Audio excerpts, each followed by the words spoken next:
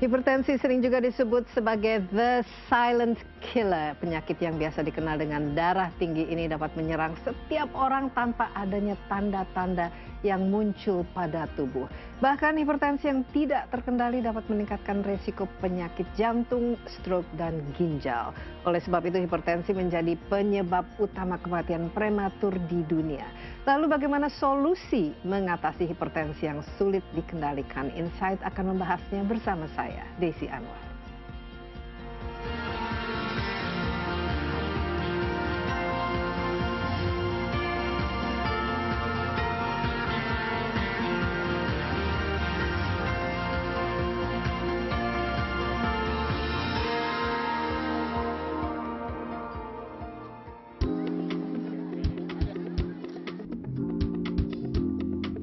Hipertensi atau tekanan darah tinggi tidak hanya dapat terjadi pada usia tua. Meskipun risiko terjadinya hipertensi semakin tinggi ketika semakin tua usia seseorang, tidak menutup kemungkinan hipertensi juga terjadi pada usia muda. Selain faktor keturunan, hipertensi primer dapat juga disebabkan oleh gaya hidup tidak sehat atau kondisi kesehatan tertentu seperti diabetes dan obesitas. Hipertensi terjadi jika terjadi peningkatan tekanan darah sistolik lebih dari atau sama dengan 140 mm air raksa dan tekanan darah diastolik lebih dari atau sama dengan 90 mm air raksa. Sebagian besar kasus hipertensi memang tidak bergejala, namun tidak bergejala bukan berarti tidak berbahaya. Hipertensi lama-kelamaan dapat mengakibatkan berbagai macam komplikasi, di antaranya stroke, penyakit jantung, penyakit ginjal, dan gangguan penglihatan. Oleh sebab itu penting bagi kita untuk memeriksa tekanan darah secara rutin, karena hanya dengan pengukuran sajalah kita bisa mengetahui tekanan darah kita normal atau sudah tergolong hipertensi. Pemeriksaan rutin direkomendasikan bagi semua orang berusia lebih dari 18 tahun. Sedangkan bagi usia lebih dari 50 tahun, pengukuran harus lebih sering.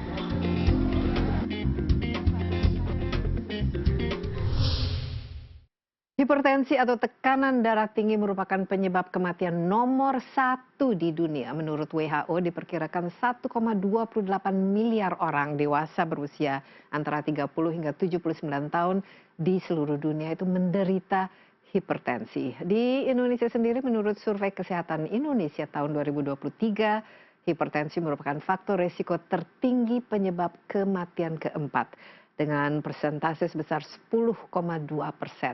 Nah, untuk mengetahui lebih mendalam mengenai hipertensi dan juga solusi untuk mengatasinya, telah hadir di studio Dr.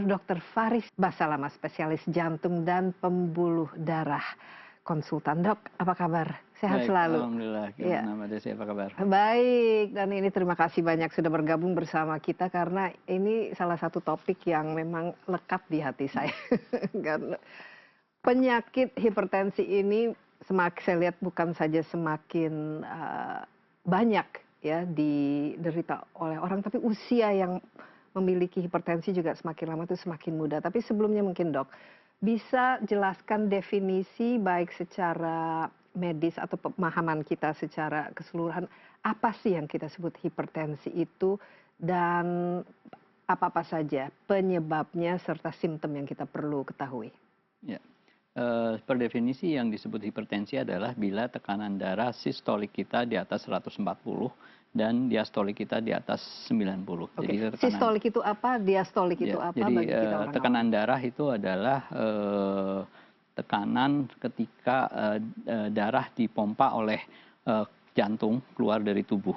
Maka dia ada tekanan pada saat puncak pemompaan itu sistolik, dan akhir dari pemompaan itu diastolik. Nah, itu tekanan darah. Nah, tekanan darah normal adalah sistolik 120, diastolik 80. Per definisi, tekanan yang disebut tekanan darah tinggi atau hipertensi adalah bila sistoliknya sudah melampaui 140 dan diastoliknya atau diastoliknya lebih dari 90. Oke, jadi 140 atasnya dan bawahnya 90. 90. Ini dalam ketika kita melakukan aktivitas biasa Itu saja saat atau office blood pressure, jadi pemeriksaan di rumah sakit. ketika kontrol ke dokter. Ya. Itu akan dilakukan pemeriksaan tekanan darah, itu disebut sebagai office blood pressure. Ada juga tekanan darah dilihat melalui ambulatory blood pressure monitoring. Jadi dipasang monitor tekanan darah selama 24 jam. Itu per definisi bila di atas 135/85 itu average-nya, atau saat malam hari saat dia tidur di atas 120/80 dan saat siang hari di atas 135/85. Iya, kalau kita misalnya melakukan pengecekan di rumah kan Ya, sekarang kan itu banyak ada lagi kan namanya mesin-mesin. home blood pressure monitoring. Itu Itu di atas berapa 135/85 per definisi, itu maka sudah disebut sebagai suatu hipertensi. Oh, jadi beda ya kalau di dokter. Karena pada saat di dokter ada kemungkinan white coat hypertension, Oke, ada ngeliat kemungkinan ketemu dokter kecemasan, langsung. ya itu yang Langsung menyebabkan berdebar-debar. office blood pressure per definisi menjadi lebih tinggi. Oke. Sedangkan pada home blood pressure monitoring itu Di definisinya rumah menjadi harusnya lebih kita rendah. lebih rileks. Lebih Tapi rendah, itu dalam santai. Dan cara pengukuran juga penting. Cara pengukuran dia duduk santai, kaki nempel di ini, kondisinya tenang. Jadi nggak buru-buru habis beraktivitas terus langsung ditensi, nggak. Jadi duduk tenang sekitar 3 menit, setelah itu ditensi. Nah, itu yang ideal cara pengukurannya. Oke, gitu. lengan kanan atau kiri tidak masalah atau Harusnya idealnya? tidak boleh ada perbedaan lebih dari 10 mm air aksa antara lengan kanan dan lengan kiri. Iya. Nah, ini kan hipertensi yang dites terus-menerus atau bagaimana? Seberapa sering sih perlu kita cek ini untuk mengecek apakah kita punya tekanan darah tinggi atau tidak?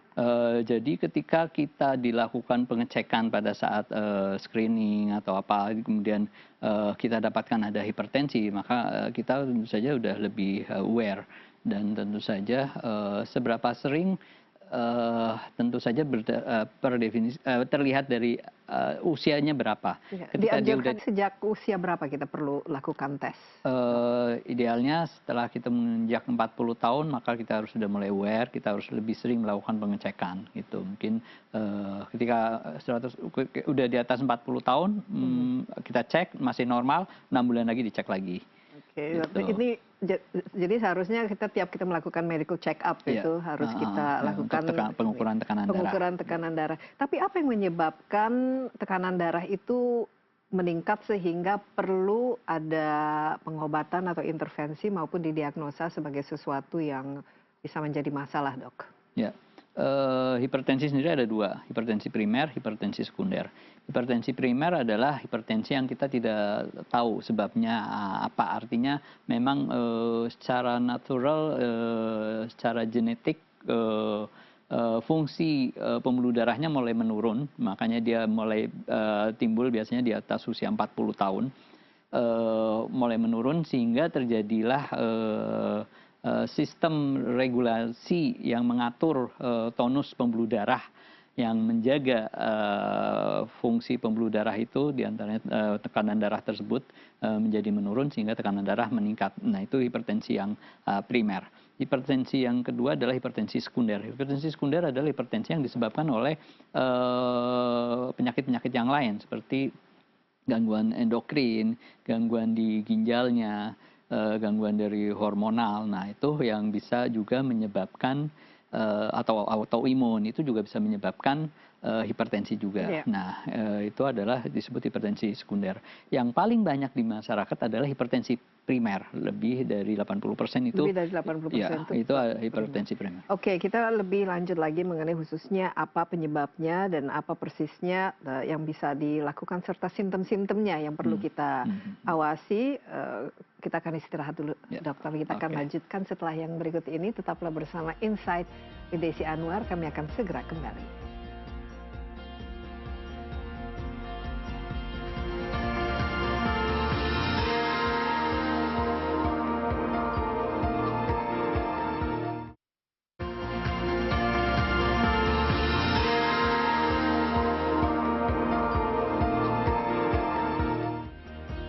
Insight with Desi Anwar masih ditemani Dr.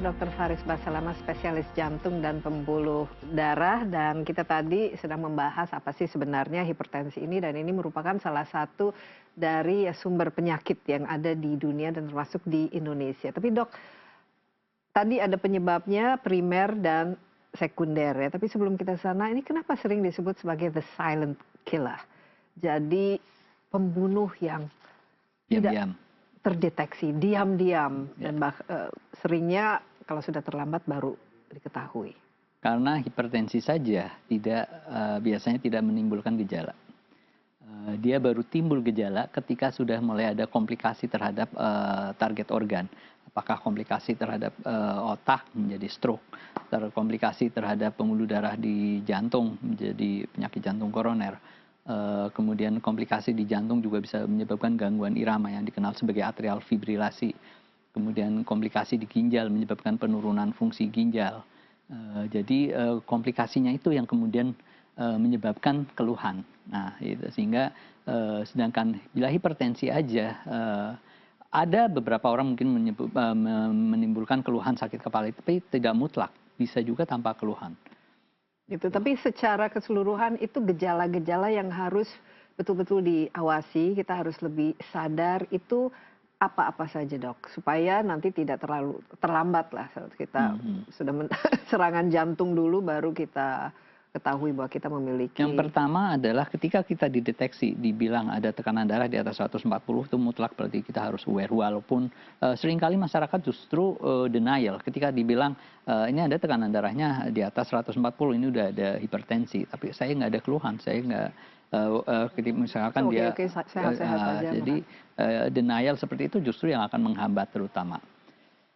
Kalau keluhan ya biasanya sakit kepala, bisa kemudian keluhan terhadap yang lain, mimisan, perdarahan di sekitar hidung, itu udah karena tekanan yang terlalu tinggi, pecah ya, atau gangguan di mata, itu sudah ada target organ. Nah itu apapun gejalanya, nah itu harus aware dan kemudian diatasi dengan sebaiknya. Tapi yang paling penting ketika terdeteksi, ketika dalam screening kita sedang periksa karena common cold, karena flu, namun didapatkan tekanan darahnya tinggi, maka harus aware, harus dokter menyarankan perubahan gaya hidup, diet rendah garam, dokter sudah menyarankan untuk memberi mengkonsumsi obat, maka harus dilakukan. Iya, jadi idealnya ketika ini masih dini lah, sehingga tidak too late. Dan biasanya kalau kita melakukan medical check up secara rutin kan kita kelihatan kan di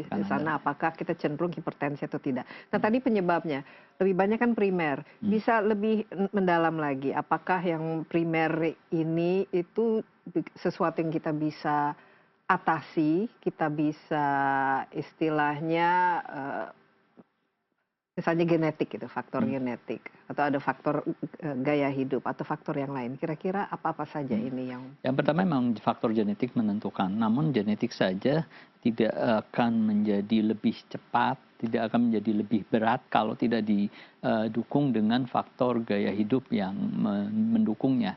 Jadi tentu saja walaupun ada genetik hipertensi, namun kalau kita gaya hidup kita tidak mensupport untuk hipertensinya, maka tekanan darah itu juga bisa terkontrol dengan baik gitu. Jadi gaya hidup apa yang bisa menyebabkan hipertensinya? Tentu saja sedentary lifestyle, gaya hidup kurang gerak. Kemudian konsumsi garam dan konsumsi daging yang berlemak ya, daging merah. Kenapa misalnya konsumsi garam itu menjadi salah satu faktor pemicu? Karena garam menyebabkan retensi cairan di dalam pembuluh darah di dalam tubuh kita, dan itu akan meningkatkan tekanan darah pada akhirnya. Iya. Gitu. Nah misalnya ini ya, orang tua saya punya yang meninggal karena riwayat hipertensinya. Ini otomatis ini menjadi sesuatu yang keturunannya itu harus aware ya. Nah, apakah dengan adanya riwayat itu kita dianjurkan untuk apa, Dok, supaya Kita lebih aware dengan screening, melakukan screening. Ketika usia kita menjadi 40 tahun, maka harus aware untuk setidaknya 6 bulan sekali dicek tekanan darah dan setahun sekali dicek medical check up lebih detail. tapi walaupun kita tidak memiliki riwayat, apakah faktor usia itu juga akan menyebabkan hipertensi? Kalau usia saja ya nanti akan menyebabkan, tapi di usia-usia di atas 70 ya, karena faktor kekakuan dari pembuluh darah kita mulai menurun, fungsi pembuluh darah kita mulai menurun. Namun dengan genetik maka hipertensi itu akan menjadi lebih mudah, dan genetik plus gaya hidup akan menjadikan hipertensi itu akan menjadi lebih mudah dan lebih severe, lebih parah. Nah, kenapa gaya hidup, taruhlah misalnya dari segi makanan dan juga dari segi apakah kita sering Exercise. gerak atau jarang olahraga atau tidak, ini bisa mempengaruhi hipertensi? Karena faktor makanan itu akan mempengaruhi metabolisme tubuh kita. Olahraga juga akan menyebabkan antioksidan yang kemudian mempengaruhi tonus pembuluh darah di seluruh pembuluh darah kita, dan itu pada akhirnya kemudian akan mengatur keseimbangan tekanan darah kita. Ya, tapi Gitu. kalau misalnya hal-hal lain seperti ini kan, kalau kita lihat kan sering orang memang merokok dan di situ kan Ya. ada peringatan, itu memang sudah terbukti bisa Kalau menimbulkan. rokok tidak langsung berkaitan dengan hipertensi, rokok berkaitannya dengan pembentukan aterosklerosis.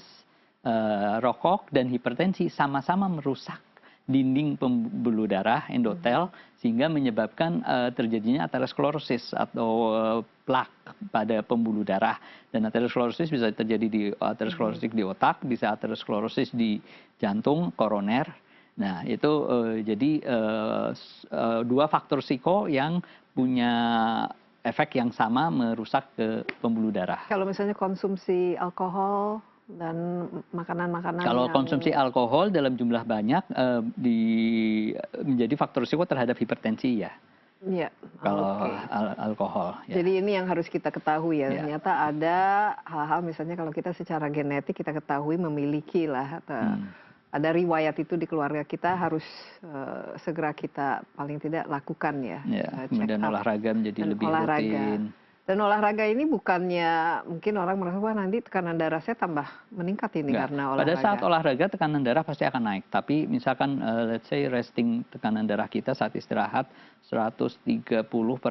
Kemudian kita olahraga naik sampai 150, 160. Setelah itu turun, biasanya akan turun menjadi 125/75. Jadi baseline-nya akan turun menjadi setelah olahraga dibandingkan Iya. sebelum olahraga. Jadi olahraga itu justru sangat-sangat bagus Baik. ya untuk kondisi kesehatan jantung kita. Dok, kita istirahat lagi dan mungkin kita juga harus tahu ya kalau sudah mendapat diagnosa bahwa kita memiliki hipertensi, ini apa yang harus kita lakukan dan kira-kira pengobatan itu seperti apa. Jangan kemana-mana dulu, Insight with Desi Anwar akan kembali sesaat lagi.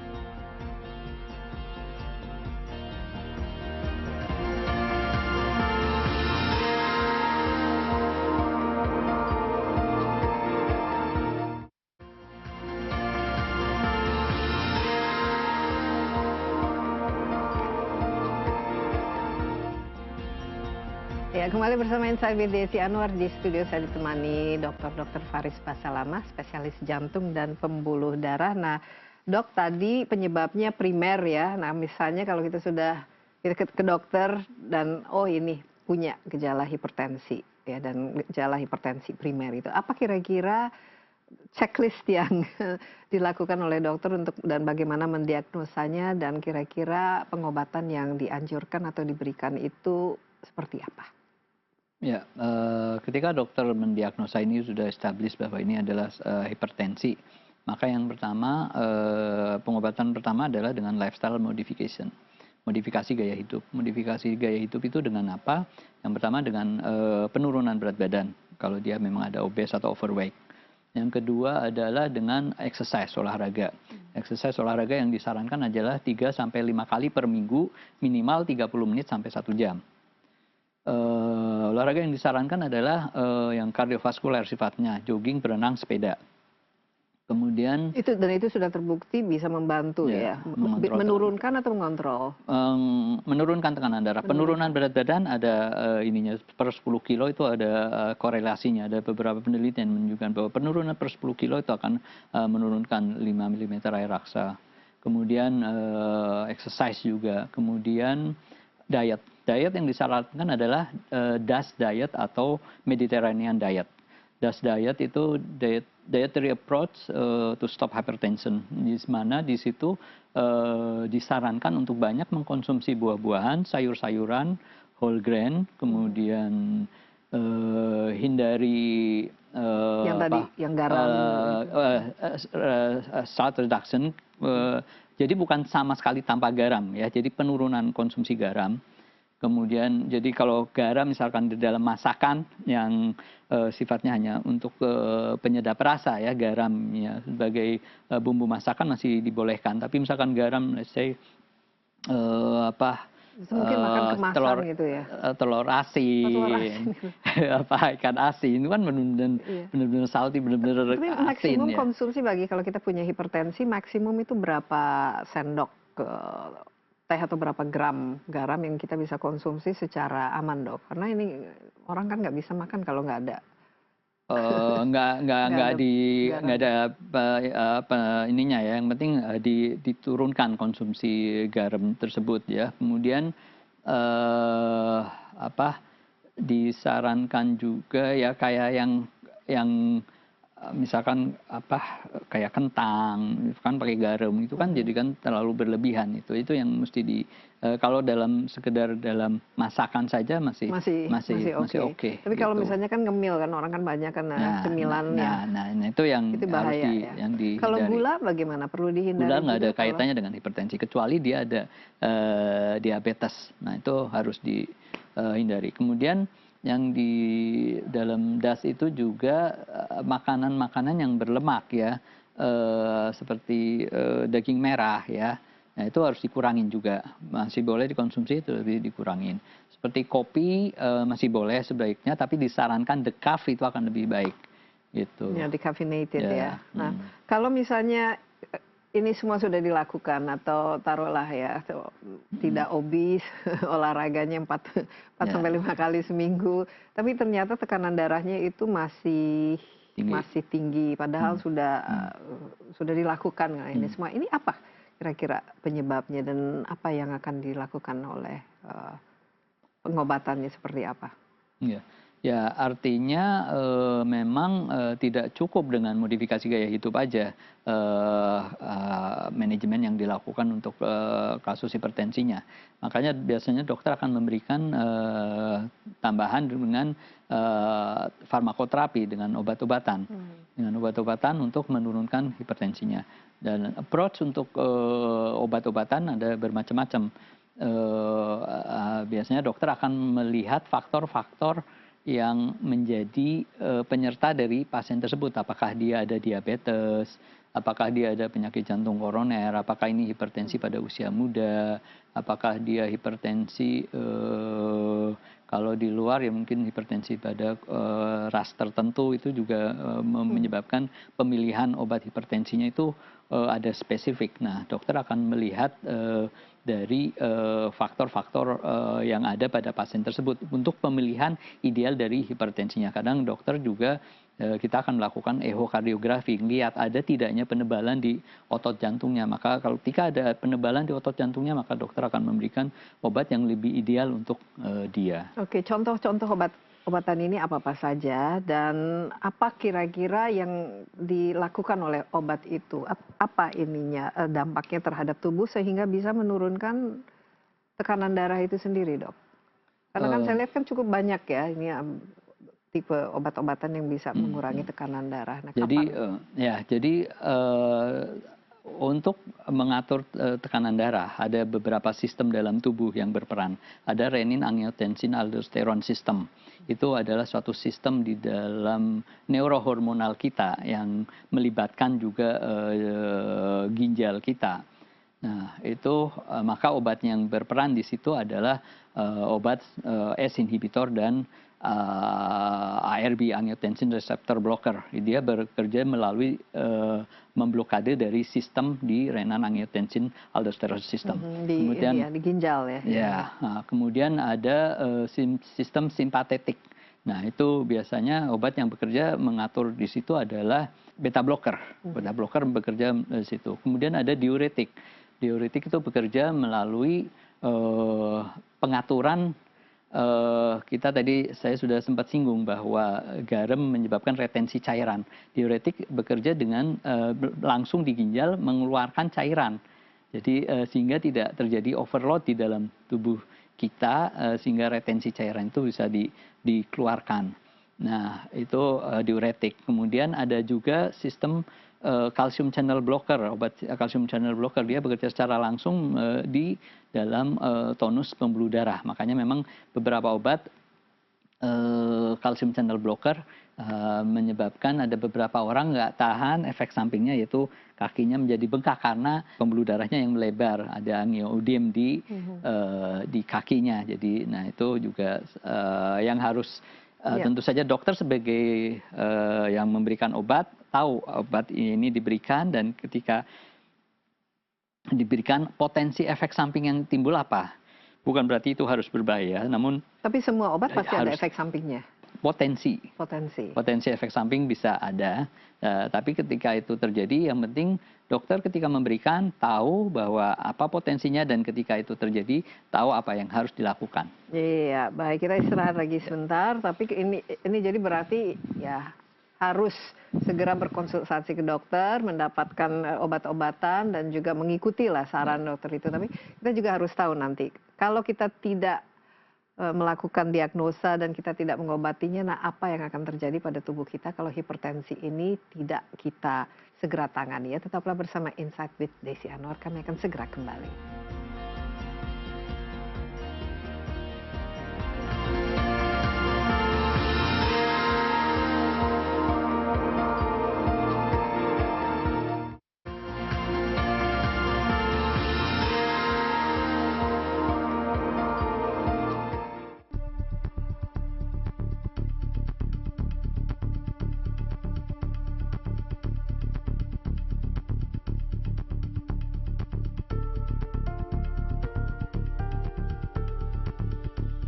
Organisasi Kesehatan Dunia atau WHO merilis laporan tentang dampak global yang dahsyat dari hipertensi, beserta rekomendasi tentang cara-cara melawan pembunuh diam-diam ini. Laporan WHO menunjukkan sekitar 4 dari setiap 5 orang dengan hipertensi tidak diobati dengan memadai. Laporan awal ini juga menyatakan bahwa jumlah penderita hipertensi meningkat 2 kali lipat antara tahun 1990 dan 2019, dari 650 juta menjadi 1,3 miliar orang. Hampir setengah dari penderita hipertensi di seluruh dunia saat ini tidak menyadari kondisi mereka. Lebih dari 3/4 orang dewasa dengan hipertensi tinggal di negara berpenghasilan rendah dan menengah. Selama ini hipertensi dapat diatasi dengan perubahan pola makan atau mengkonsumsi obat-obatan penurun tekanan darah. Sayangnya, hampir setengah dari semua pasien berhenti minum obat setelah 1 tahun, sehingga perubahan gaya hidup dan pengobatan tidak cukup mengendalikan kondisi mereka. Namun kini telah tersedia prosedur dengan menggunakan gelombang radio yang dapat menghancurkan saraf-saraf yang terlalu aktif di sekitar ginjal untuk membantu meredakan hipertensi. Prosedur invasif minimal ini disebut dengan denervasi ginjal berbasis kateter atau catheter-based renal denervation. Prosedur ini menggunakan probe atau semacam kawat yang dimasukkan lewat arteri besar dan paha yang nantinya dapat mengeluarkan tembakan gelombang radio intens. Denervasi ginjal juga membantu pasien hipertensi yang mempunyai efek samping dengan obat konvensional dan pasien yang kesulitan mengkonsumsi obat hipertensi secara patuh dalam jangka panjang. Keunggulan prosedur ini adalah aman untuk ginjal, tidak diperlukan implan ke ginjal atau arteri di dekat ginjal. Prosedurnya sekitar 1 jam dan hanya menginap 1-2 hari di rumah sakit, serta membantu menurunkan risiko kerusakan lebih lanjut pada jantung, ginjal, dan pembuluh darah.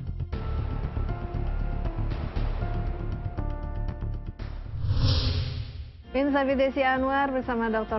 Faris Basalama, seorang spesialis jantung dan pembuluh darah dan konsultan ya dok. Kita ini menurut saya itu sangat-sangat penting. Diskusi kita kali ini merupakan edukasi karena hipertensi ini ya siapa saja bisa ya mengalaminya dan ini merupakan salah satu penyakit yang tertinggi yang paling sering kita jumpai bukan saja di Indonesia tapi di seluruh dunia. Banyak sekali kan pasien. Ya, nah, biasanya kalau yang datang ke dokter itu dan sudah harus dioperasi itu sudah ini bagaimana dok? Kapan biasanya mereka ketahui dan kenapa bisa akhirnya sampai harus mendapatkan intervensi yang jauh lebih karena berat, saya dokter ya? jantung ya, jadi yang datang ke saya terutama sudah ada komplikasi terhadap organ-organ jantung. Komplikasi terhadap organ jantung apa yang paling sering terjadi? Yang paling sering terjadi adalah terjadi penyakit jantung koroner. Ya, karena efek hipertensi menyebabkan shear stress terhadap pembuluh darah, maka terjadilah aterosklerosis pada pembuluh darah koroner, terjadi penyempitan pembuluh darah. Nah, kemudian biasanya rentang waktu berapa lama misalnya gejala hipertensinya terdeteksi sampai akhirnya bisa merusak organ itu sendiri. Berapa lama waktu dibutuhkan dok sampai kerusakan itu terjadi? Karena aterosklerosis sendiri kan faktor-faktor penyebabnya multifaktorial ya, jadi tidak satu sistem ya, tapi aterosklerosis sendiri itu bisa mulai terjadi pada dekade ketiga dan keempat kehidupan kita.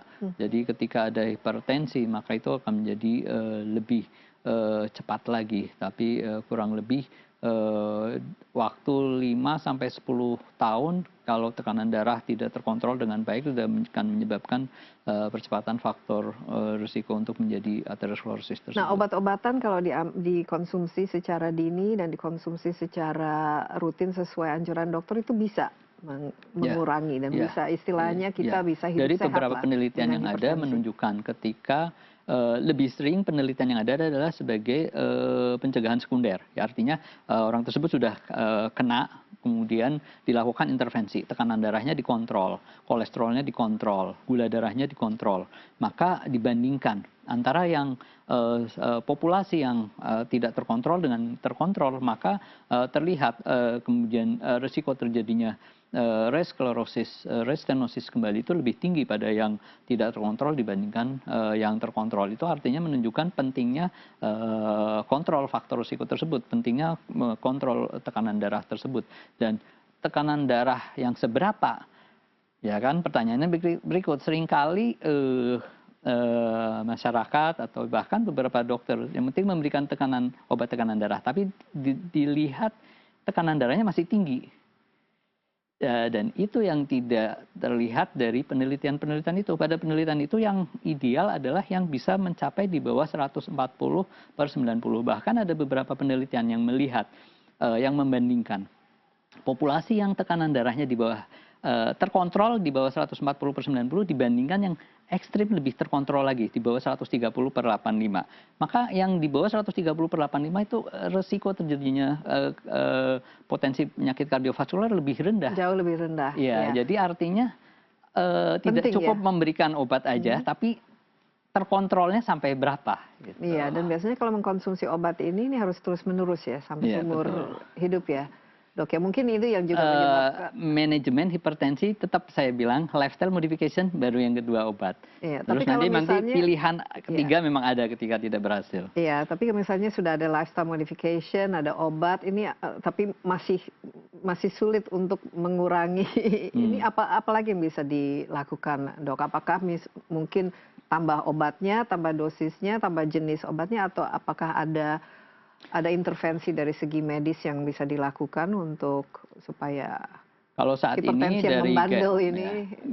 dari guideline yang pertama pemilihan obat idealnya adalah dimulai dari kombinasi namun dengan low dose gitu. Jadi tidak disarankan untuk langsung diberikan single obat namun high dose, tapi kombinasi namun dengan low dose itu lebih disarankan. Nah, ketika kemudian kombinasi sudah ditingkatkan dosisnya, namun tekanan darah masih belum terkontrol, maka ada pilihan yang sekarang itu sudah established, bisa memberikan pengontrolan darah lebih baik, yaitu dengan renal denervasi. Renal denervasi adalah suatu metode intervensi non bedah. Jadi dengan kateterisasi, dengan mentargetkan sympathetic drive, ya sympathetic drive itu ada pada saraf-saraf simpatis yang ada pada pembuluh darah ginjal.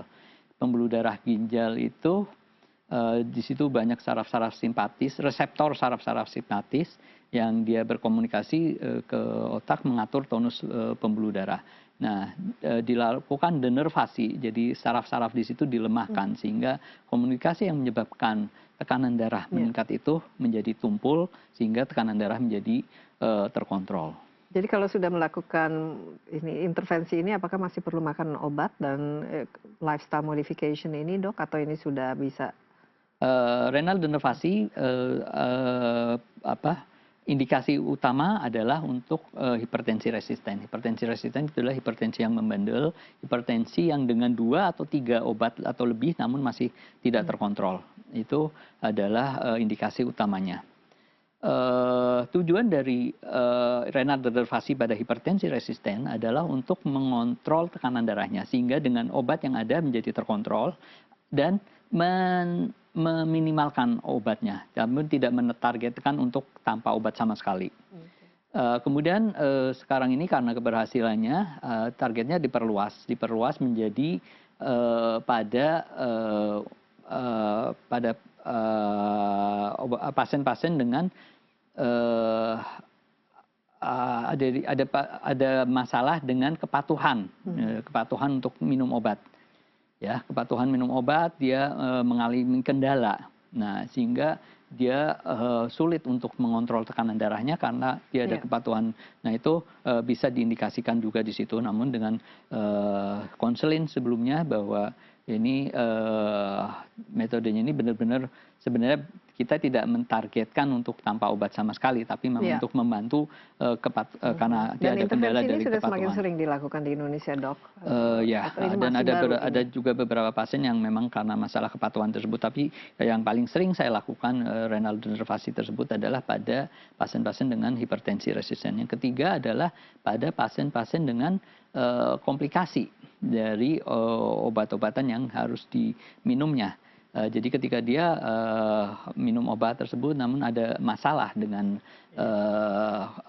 obat-obatan tersebut, ya ada beberapa pasien dengan mungkin masalah dengan seksualitasnya, kemudian ada masalah dengan tadi yang saya bilang ada angioidim, ya sehingga menyulitkan untuk kontrol hipertensinya dengan adanya masalah side effect dari obat-obatan tersebut, maka ini bisa diindikasikan juga pada jadi ini salah satu pengobatan yang cukup efektif ya. Dok, kita istirahat sebentar lagi, kami masih banyak pertanyaan yang perlu kita ajukan ini kepada dokter kita, jadi jangan kemana-mana dulu. Insight with Desi Anwar akan kembali sesaat lagi.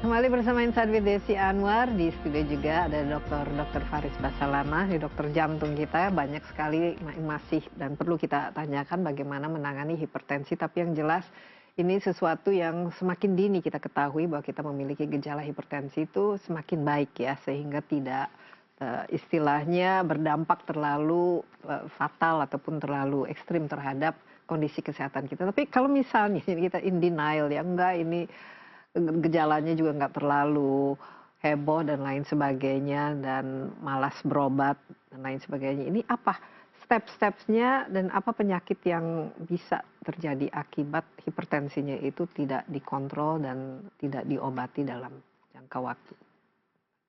Ya, banyak yang bisa terjadi akibat damage dari beberapa organ target karena hipertensi ya, yaitu mulai dari pecahnya pembuluh darah di otak sehingga mengalami stroke perdarahan, kemudian di gangguan di mata juga bisa. Kemudian yang paling kecil mungkin epistaksis, mimisan, itu juga bisa terjadi. Kemudian pada pembuluh darah, terjadi kerusakan pembuluh darah, bisa menyebabkan penyempitan di pembuluh darah otak, stroke yang penyempitan, kemudian di penyempitan di pembuluh darah jantung, penyakit jantung koroner, kemudian di jantung sendiri bisa menyebabkan peningkatan tekanan intrakardiak, terjadi dilatasi dari salah satu ruang atrium, peningkatan ruang atrium terjadi namanya atrial fibrilasi. Atrial fibrilasi adalah salah satu penyakit yang harus kita waspadai juga. Itu adalah dampak yang paling sering dari hipertensi, di mana ada gangguan irama. Gangguan irama itu aritmia, di mana atriumnya mengalami fibrilasi sehingga mudah terjadi pengentalan darah. Pengentalan darah itu kemudian lepas menyebabkan stroke, penyumbatan di otak, dan fatalitas stroke yang disebabkan oleh AF ini, atrial fibrillasi ini, lebih fatal daripada stroke yang dari penyebab yang lain. Kenapa? Karena dia tromboemboli, karena sumbatannya biasanya luas, stroke-nya lebih luas, dan sehingga fatalitasnya lebih tinggi dan menyebabkan penurunan kualitas hidup. Ya, jadi kalau orang itu sebelumnya seorang yang masih bekerja aktif, tentu saja akan menyebabkan dampak yang cukup parah buat keluarganya, sehingga misalnya seperti kelumpuhan. Ya, kelumpuhannya separuh, biasanya cukup parah. Lain dengan stroke yang disebabkan karena penyempitan di pembuluh darahnya biasanya yang cabang. Karena kalau tromboemboli, karena dia ada trombus yang cukup besar, dan itu menyumbatnya ke pembuluh darahnya cukup besar, pembuluh darah yang cukup besar, sehingga area yang terkena lebih luas. Iya, jadi intinya harus sering ya check up ya. Kita pemeriksaan tadi kan disebut setelah usia 40 ke atas ya, idealnya kita melakukan cek tekanan darah, tapi tadi juga dokter sebut bukan saja tekanan darah yang dicek, tapi echo dan EKG. Mungkin bisa sedikit apa yang dokter cari dan kenapa harus kita lakukan ini secara berkala, dan apakah dianjurkan ini kita lakukan mengecekkan fungsi dan kondisi secara fisiknya dari jantung kita itu sendiri. Dari EKG itu kita bisa, EKG itu salah satu jendela buat kita untuk menilai jantung kita. Dari EKG itu kita bisa melihat apakah sudah ada penebalan pada pembuluh darah pada jantung orang tersebut, apakah sudah ada peningkatan di tekanan di atriumnya sehingga dia berisiko atrial fibrilasi, atau mungkin dia sudah mengalami atrial fibrilasi sehingga kita harus segera memberikan obat-obat pengencer darah untuk mencegah stroke-nya. Itu. Kalau echo USG, jadi lebih detail dari EKG, kita melihat secara langsung dengan ultrasound, melihat apakah ada penebalan di otot jantungnya, melihat apakah sudah ada gangguan di ototnya, sehingga ini berarti kemungkinan dia sudah ada penyakit jantung koroner. Di situ peran dari echokardiografi. Kemudian kalau treadmill test, ya tentu saja itu adalah pemeriksaan stress test untuk menilai secara langsung apakah ada tidaknya penyakit jantung koroner. Nah, ini sering nggak dilakukan oleh kebanyakan masyarakat di Indonesia? Karena kalau ini sering, misalnya sekali setahun ya dilakukan, harusnya kan jumlah yang harus dioperasi itu kan semakin menurun ya, Dok? Kalau pada perusahaan-perusahaan karyawan-karyawan perusahaan besar, karyawan-karyawan yang perusahaan-perusahaan besar sih, rata-rata mereka sudah melakukan check up secara rutin pada karyawan-karyawannya yang di atas 40 tahun. Dan itu meliputi pemeriksaan EKG dan treadmill test. Namun kan banyak di masyarakat kita yang bekerja di sektor informal kan. Nah, itu yang mungkin masih PR buat kita, bagaimana memberikan suatu edukasi pada mereka untuk lebih aware terhadap kesehatan. Kita lihat juga sekarang semakin banyaknya anak-anak usia muda itu ternyata memiliki masalah ya, hipertensi dan lain sebagainya. Ini menurut dokter apa ya faktor-faktor yang bisa memicu ya? Gaya hidup, saya kira gaya hidup ya, gaya hidup, pola makannya, kemudian gaya hidup kurang gerak. Sekarang kan banyak orang-orang yang mungkin bekerja kayak gamer, mereka banyak duduk, non aktif dalam kesehariannya, yang banyak bekerja di di komputer itu banyak yang sedentary lifestyle, gaya hidupnya memang sangat-sangat kurang Dan gerak. itu salah satu pemicu ya Dan dari ya, hipertensi. kemudian dengan dietnya dan konsumsi makanan dan minumannya yang memang banyak. Iya. Kalau misalnya faktor risiko perempuan atau laki dan faktor hormon misalnya semakin tua, ini apakah ada pengaruh, Dok? Perubahan hormonal dan lain sebagainya bisa menyebabkan peningkatan hipertensi? Ya, kalau melihat dari hormonnya saja, ya. Namun tentu saja kalau kita tidak bisa menyandarkan pada hormonal aja. Ketika memang wanita, memang ketika dia menopause, memang hormon itu punya efek sebelum menopause, ya punya efek positif melindungi. Tapi kalau tidak kemudian dibarengi dengan gaya hidup yang obes dan sedentary lifestyle, tentu saja hormon itu menjadi tidak berpengaruh. Jadi jangan terus mengandalkan bahwa ketika saya wanita, saya masih belum menopause, saya aman. Jadi sama aja. Jadi tetap harus aware terhadap itu. Harus ya. Dok, sekali lagi terima kasih banyak ya atas insight-nya. Ini menarik sekali dan sangat penting untuk kita ketahui. Tapi ya pencegahannya jauh lebih bagus ya, khususnya dalam hal ini ketimbang pengobatan. Dan hipertensi ini tentu saja ya penyakitnya yang kalau tidak kita diagnosa secara dini ataupun kita tidak obati, ini bisa konsekuensinya itu menjadi penyakit yang cukup serius ya. Sekali lagi terima kasih banyak Dr. Faris, dan demikian Insight with Desi Anwar kali ini. Jangan lupa Anda juga dapat menyaksikan tayangan ini di cnnindonesia.com dan di YouTube CNN Indonesia Insight with Desi Anwar. Sampai jumpa. Stay safe and healthy. Bye-bye.